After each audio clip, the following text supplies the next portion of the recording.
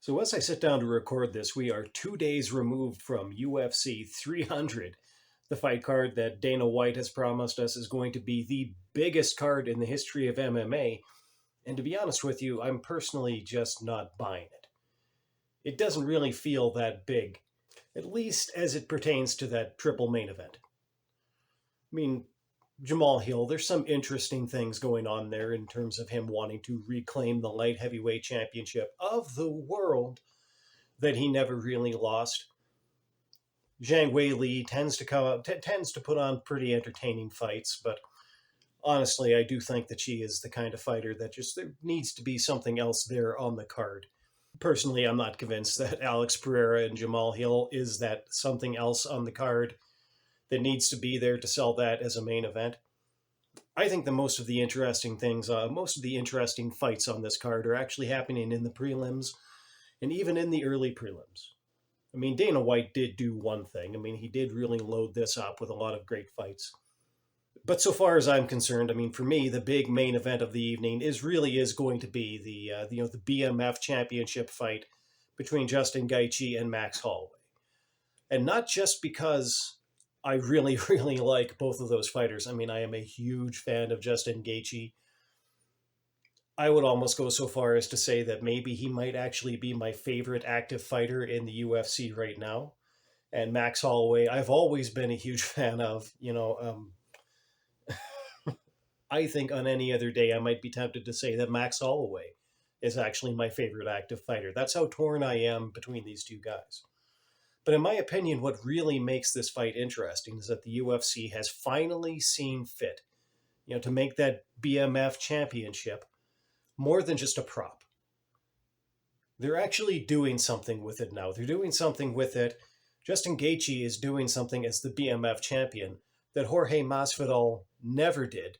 It was kind of teased at from time to time. I mean, in particular, when he was angling for that welterweight championship fight against Kamaru Usman, and they were talking about going championship for championship and actually having Jorge Masvidal defend that BMF championship, but it never really happened.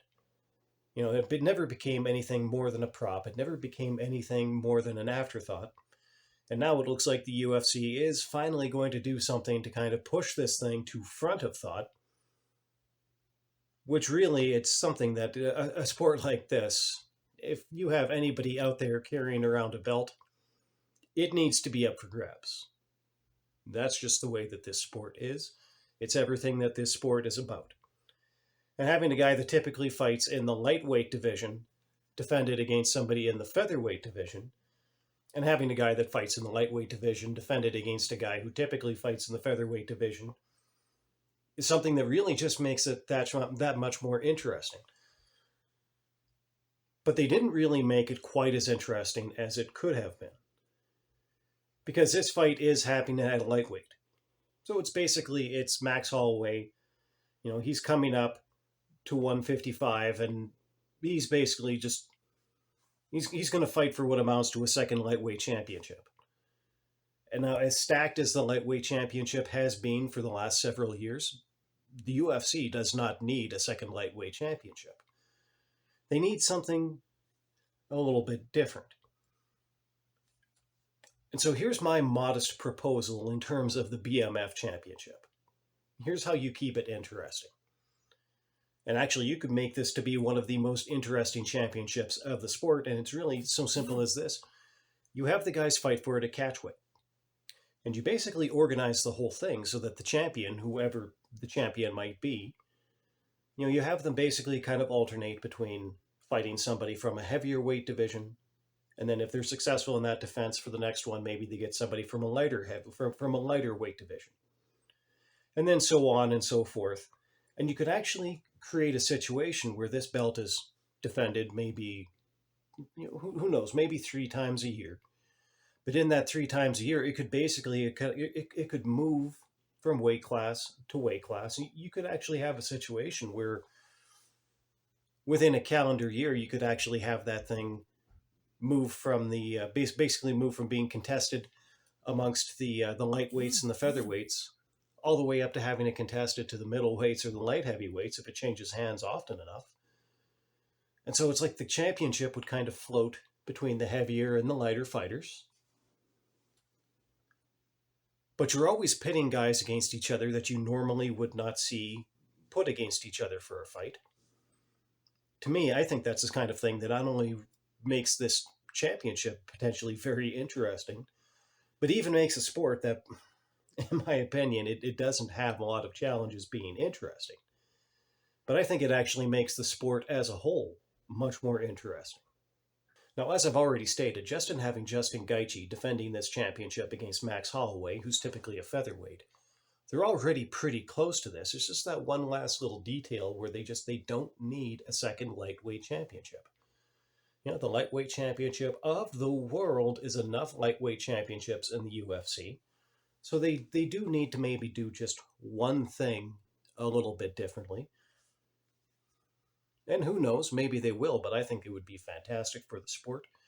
I think that it would generate a lot of these, these almost, I wouldn't go so far as to say dream matchups, but a lot of these matchups that people have typically tended to talk about and never really got to see.